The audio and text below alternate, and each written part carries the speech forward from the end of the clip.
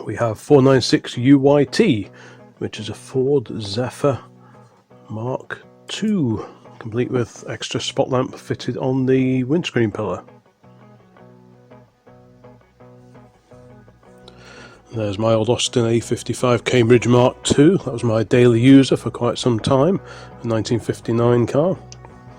And here we have a Ford Consul Classic 415, a two-door example, followed by a Ford Anglia 105e, all of which were two-door.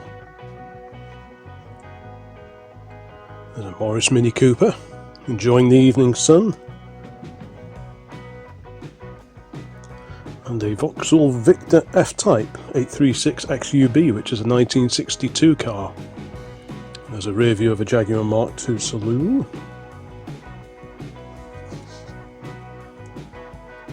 And an Austin A35 two-door.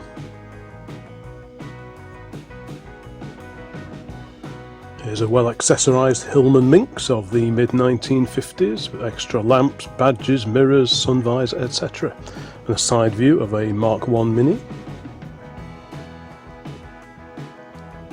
And there is a Ford Cortina Mark II in four-door format. There's an Austin A40 Farina Mark I, the early version with the A badge in the middle of the bonnet. And there's a Triumph Vitesse Mark II.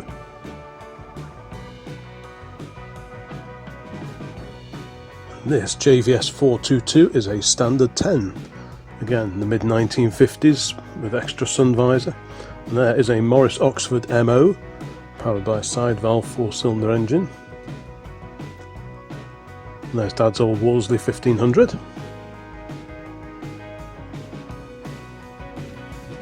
KWM 289, that's a Bentley R-Type. There's another Ford Consul Classic, this time a four-door saloon. There's a Jaguar 420G, 4.2 litre version of the Mark X. There's a Morris Oxford, one of the Farinas. And here we have a Sunbeam Talbot 90, very nicely made car of the 1950s. And sticking with the 1950s, there's an Austin Metropolitan. There's an Austin Cambridge, out to grass. Well, here we have another example of the Vauxhall Victor F-Type 405 EOD. This is a 1960 car. There's a Humber Scepter, Roots Group, an early one with a wraparound rear window. There's a Ford Consul Mark II.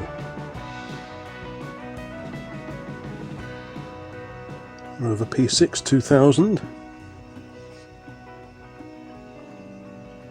And there's the Morris Oxford. This is a Morris Oxford Series 5, built in 1959 to 1961, with the big rear fins. Now we've got a Bentley S1 from 1959. A pair of Austin A40 Devons. The car on the right was my regular driver for quite a few years. And there's a Rover 3 litre saloon, the old P5. And an Austin A90 Atlantic.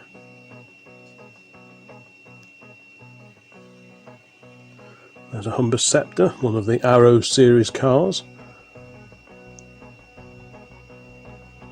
An Austin A70 Hampshire with a rare two-door A40 Dorset in the background. That was on the Austin County's Car Club stand. And here is a Mark X Jaguar from 1965. There's a Triumph Herald 1250 with the Webasto sliding sunroof as standard. And a group of BMC favourites mouldering away. I think they had been bought to strip number their registration numbers.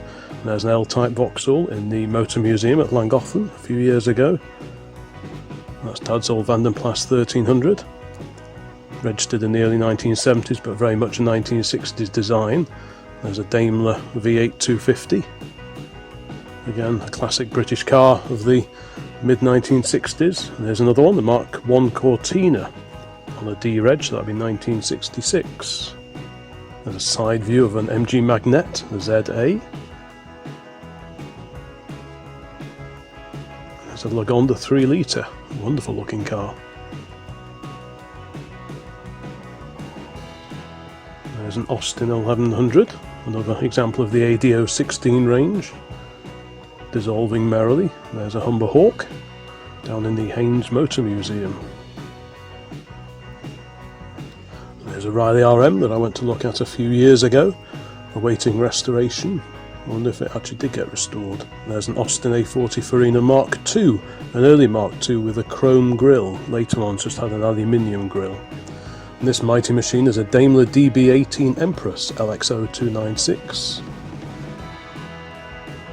Back down to earth, here's a Ford Anglia 100E. Here's one of the Rover P4s.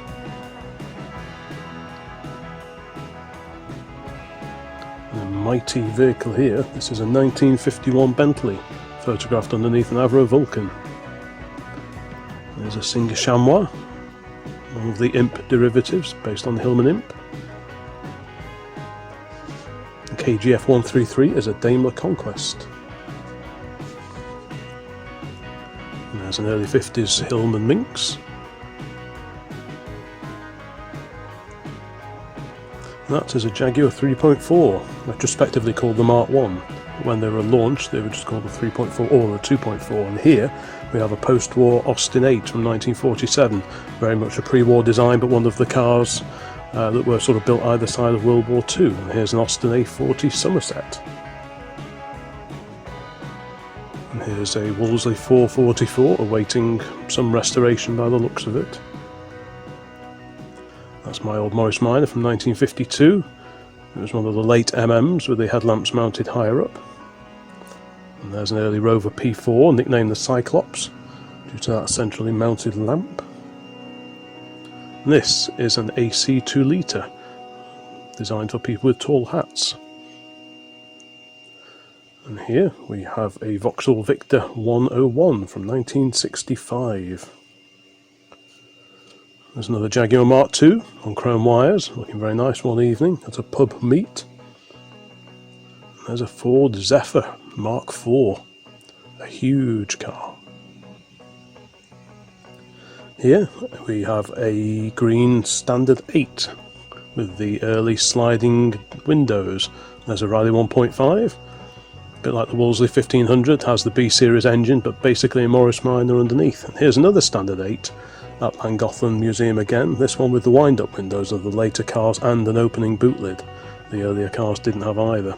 And this is a Singer Gazelle, one of the more upmarket versions of the Hillman Minx. Talking of Hillmans, here is a Hillman Super Minx, a latish example with a square back window. And there's an early 50s, early mid-1950s Minx. Another Rover P6, this time a 2200 SC for single carburettor. There's a mighty Jaguar KNX 374, that's a Mark V Jaguar. There's a Sunbeam Stiletto.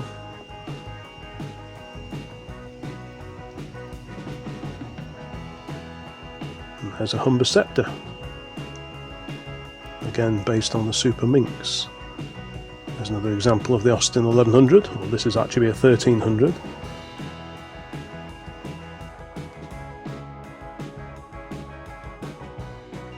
And here we have a Morris 6. This is a Wolseley 6110, one of the big Farinas. And there's a Riley Kestrel, another variation on the ADO 16 theme. There's an Austin A60 Cambridge. Registered in the early 70s, here's an Austin 1800, very much a 1960s design. There's a Ford Cortina Lotus, the Mark II. There's a Ford Consul Mark II, very nicely restored example. This looks like a Daimler Majestic.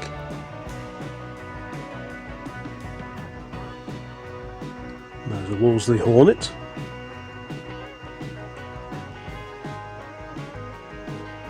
A Sunbeam Rapier two-door coupe.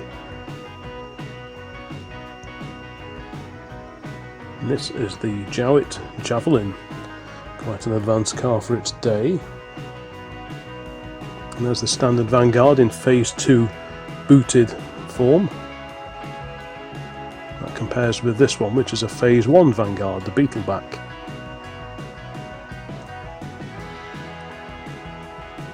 There we have a Singer Vogue, 1965 car.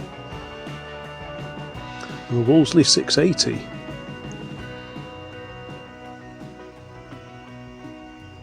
Here is a Ford Prefect E493A with the 1172 side valve engine. And there's a PA Cresta, an early one with a 3-piece back window. This is a Jaguar Mark 9, one of several cars that's been photographed down at the Haynes Motor Museum, and also at the Haynes Museum this Ford Pop 103E with a couple of extra lamps on the front. And here we have an MG Magnet. This is a ZB version. And a standard Vanguard Phase 3. And an MG YA, or rather a YB in this case. There's a Riley Elf, another mini derivative. There's a Morris 1100, a 1964 car. Best-selling car in the 1960s, they were, for several years on the trot. And here is a car that wasn't. This is the Austin 3 litre, which didn't sell very well at all. And there's a Ford Anglia 105E.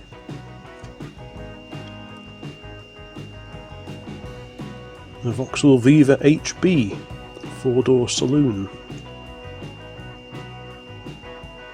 This, from the 1950s, is an Austin A90. And this bright example of a Bristol 400 HDF 46. There's a Vauxhall Viva HA. It's down at Gaydon at the British Motor Museum.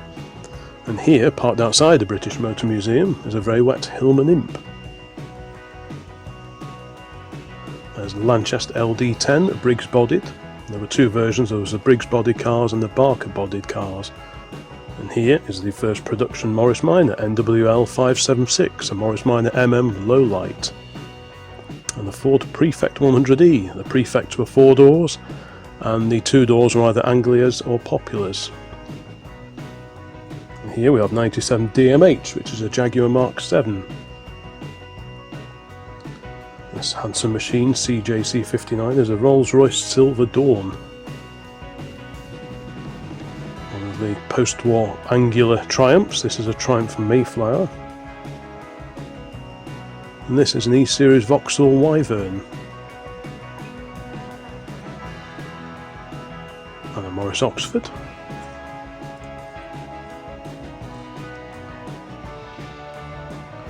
And this rare car is an Armstrong Siddeley Sapphire 236.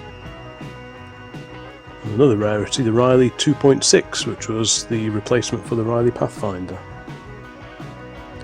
Another E-Series Vauxhall, this time a Vauxhall Cresta of the 1950s. And there's a Lee Francis 14.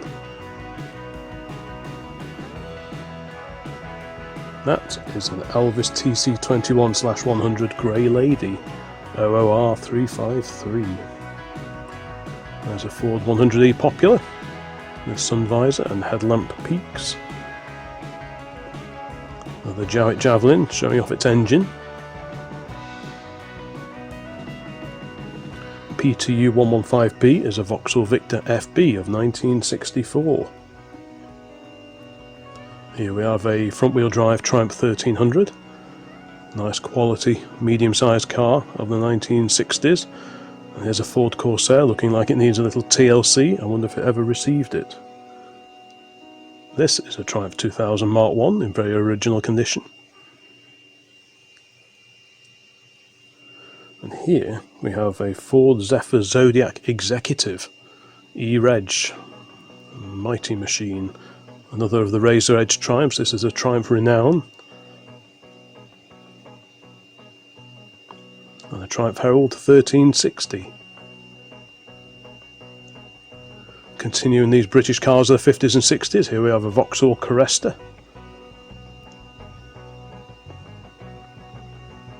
And a Hillman Minx, another of the Arrow series cars of the 1960s and into the 1970s. An XRT 946 is an Austin A95 Westminster. There's a rear view of a Van den Plas Princess 4-litre R with a Rolls-Royce designed engine, originally destined for the military, I believe. And here's a Humber Pullman limousine, powered by the big straight six side valve engine. Here's an Austin 16, this is a post-war example, but again, like the Austin 8 that was shown before, some were built pre-war, some were built post-war. And here we've got a Riley 472. And a very bright Vauxhall PA Cresta. Again with a 3-piece rear window you can just make out.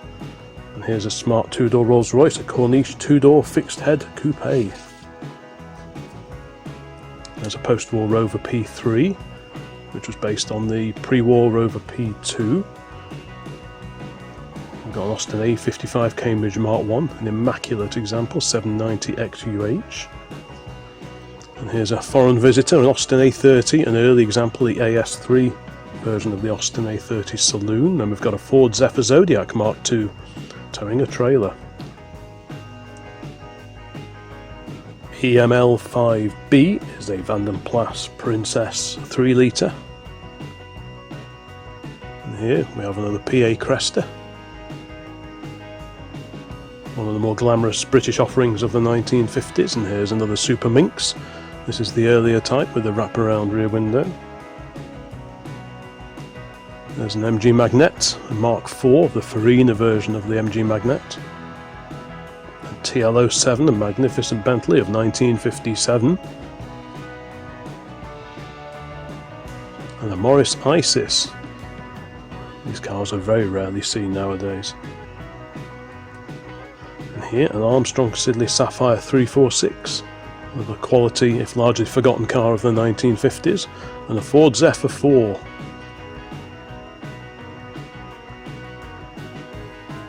And finally, a mighty Humber Super Snipe 102 WTJ. Okay, well that's all 150 cars in this set of British cars of the 1950s and 1960s, designed and or built in those particular decades. I hope this was of interest, and please see some of the other videos that are now on this channel. There's a mixture of photograph collections and also some of the tinkerings that go on with my own cars back here. So if you like this kind of thing, please let me know in the comments, and subscribe and keep an eye out for future videos. So thank you very much for watching. Bye bye.